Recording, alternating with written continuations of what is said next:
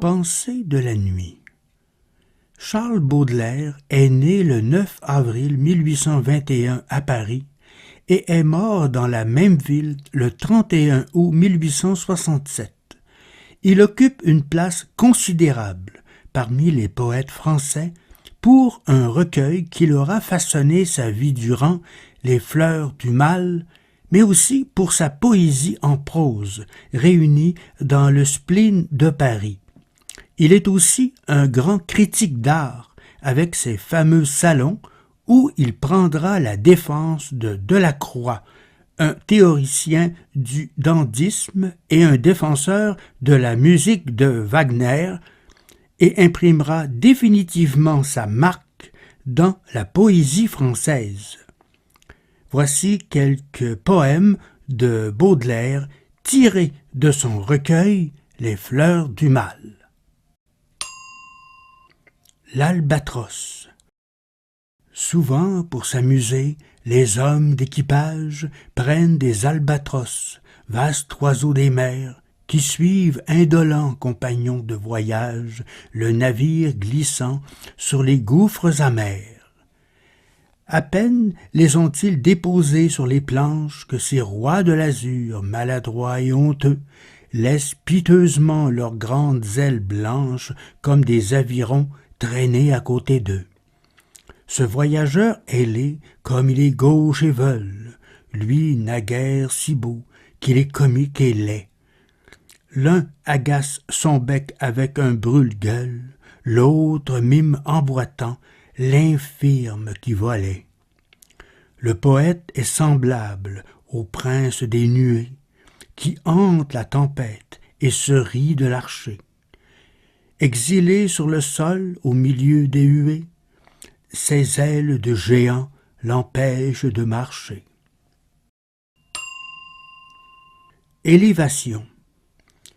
Au-dessus des étangs, au-dessus des vallées, des montagnes, des bois, des nuages, des mers, par-delà le soleil, par-delà les éthers, par-delà les confins des sphères étoilées, mon esprit, tu te meus avec agilité, et comme un bon nageur qui se pâme dans l'onde, tu sillonnes gaiement l'immensité profonde avec une indicible et mâle volupté.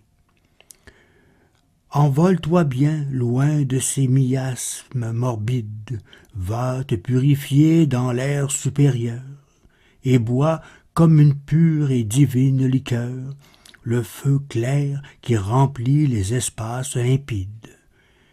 Derrière les ennuis et les vastes chagrins, qui chargent de leur poids l'existence brumeuse, heureux celui qui peut, d'une aile vigoureuse, s'élancer vers les champs lumineux et sereins.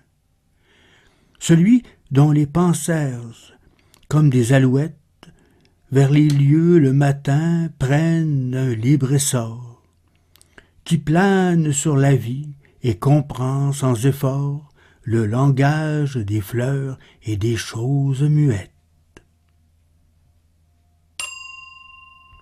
Correspondance.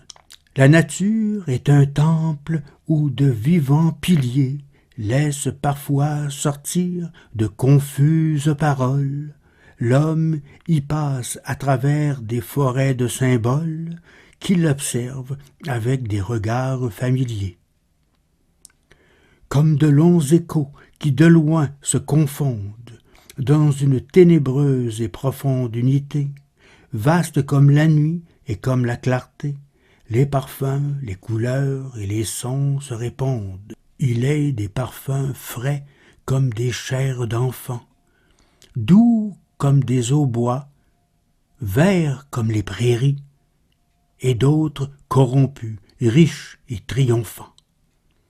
Ayant l'expansion des choses infinies, comme l'ambre, le mosque, le benjoin et l'encens, qui chantent les transports de l'esprit et des sens.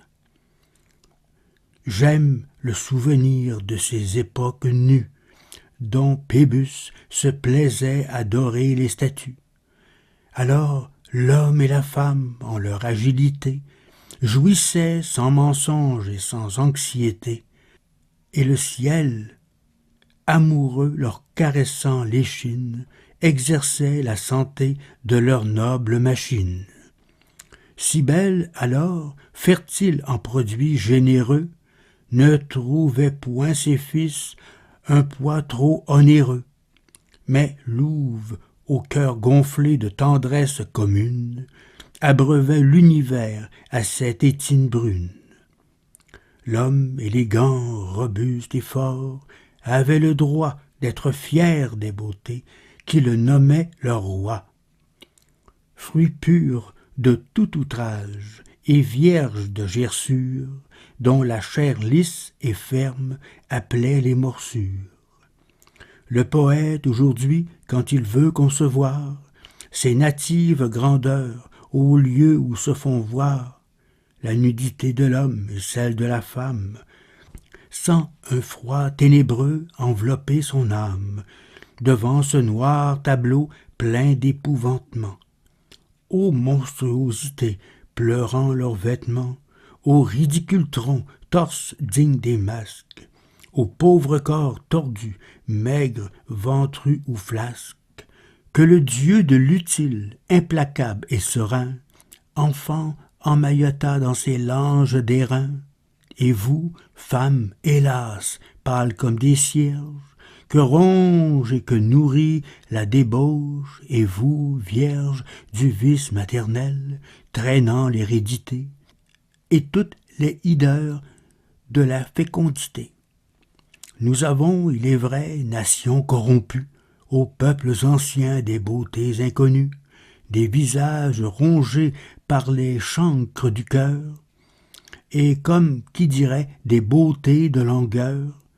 Mais ces inventions de nos muses tardives n'empêcheront jamais les races maladives de rendre à la jeunesse un hommage profond, à la sainte jeunesse, à l'air simple, au doux front, à l'œil limpide et clair, ainsi qu'une eau courante, et qui va, répandant sur tout, insouciante, comme l'azur du ciel, les oiseaux et les fleurs, ses parfums, ses chansons et ses douces chaleurs. Vous avez entendu ce soir quelques poèmes du poète français Charles Baudelaire tirés de son recueil Les Fleurs du Mal. Lecteur, montage et réalisation Carole Gagnon de Hameaux découverts à Québec en collaboration avec clicportneuf.tv.